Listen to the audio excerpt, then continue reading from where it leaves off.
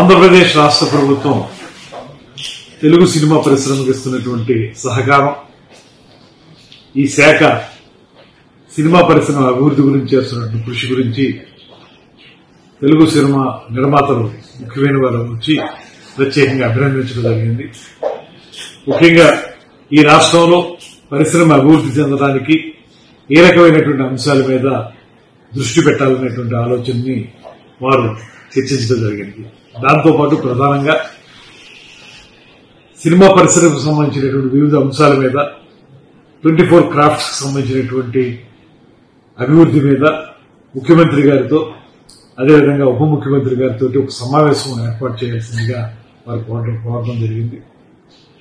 దాంట్లో భాగంగానే వారు అనేక అంశాలని సినిమా పరిశ్రమకు సంబంధించినటువంటి కొత్త సినిమాల రిలీజ్ విషయం కానివ్వండి, షూటింగ్ల విషయం కానివ్వండి, అదేవిధంగా ఒక ప్రత్యేకమైనటువంటి పాలసీ తీసుకువచ్చే విషయం కానివ్వండి, వీటి మీద కూడా చర్చించారు.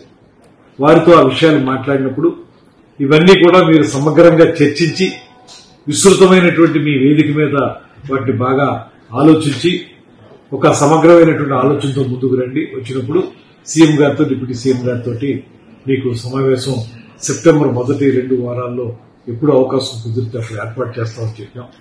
ఆ సమావేశంలో వారు వచ్చి వారితో మాట్లాడి ఆంధ్రప్రదేశ్ రాష్ట్ర ప్రభుత్వం ఏ రకమైన సహకారం వారు ఆశిస్తున్నారో, దాంతోపాటు రాష్ట్రంలో ఏ రకమైన అభివృద్ధి జరగాలని వారు కోరుకుంటున్నారో, షూటింగ్లు అయితే ఇప్పుడు బాగా జరుగుతూ ఉన్నాయి, వాటితో పాటు మౌలిక సదుపాయాల కల్పన, స్టూడియోల నిర్మాణం కానివ్వండి, డబ్బింగ్ థియేటర్లు, రీ రికార్డింగ్ థియేటర్లు, రికార్డింగ్ థియేటర్ల నిర్మాణం కానివ్వండి, వీటికి సంబంధించి వారు ఉన్నటువంటి ఆలోచనల్ని రాష్ట్ర ప్రభుత్వంతో ముఖ్యంగా ముఖ్యమంత్రి గారితో ఉప ముఖ్యమంత్రి గారితో చర్చించడానికి ఒక ప్రాతిపదికగా మొట్టమొదటి మెట్టుగా వారు నన్ను కలవడం జరిగింది. దీని మీద త్వరలోనే ఒక సమావేశం ఏర్పాటు చేసి విస్తృతంగా ఆలోచించి ఒక నిర్ణయానికి రావడం జరుగుతుంది.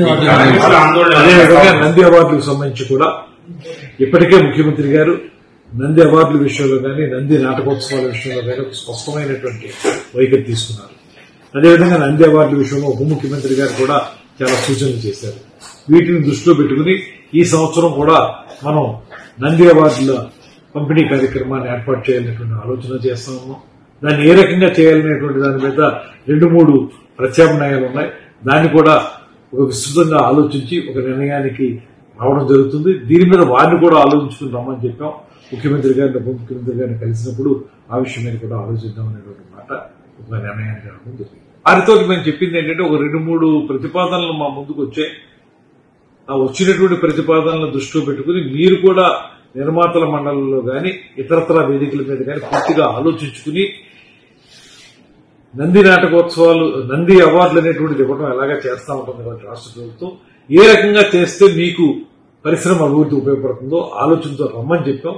వారు నెక్స్ట్ మీటింగ్ లో మాట్లాడేటప్పుడు ఆ విషయాన్ని సమగ్రంగా ఆలోచన వస్తున్నారు.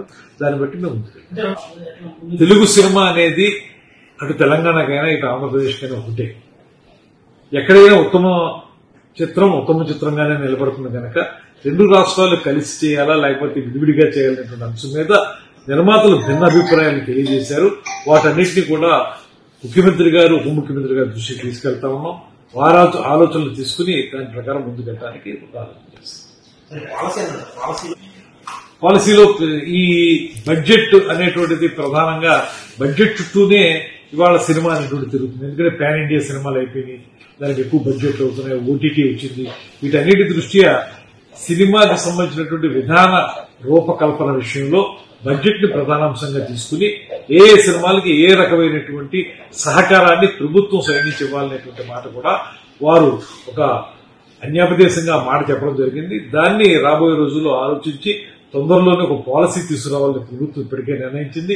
ఉప ముఖ్యమంత్రి గారు కూడా దాని మీద చాలా ఆలోచన చేస్తూ ఉన్నారు. అందరం కలిసి ఒక సమగ్రమైనటువంటి విధానం తీసుకురావడం ద్వారా పెద్ద సినిమా, చిన్న సినిమా అనేటువంటి మాట ఏదైతే ఉందో వాటన్నిటికీ సహకారం లభించే విధంగా చేయడానికి సిద్ధంగా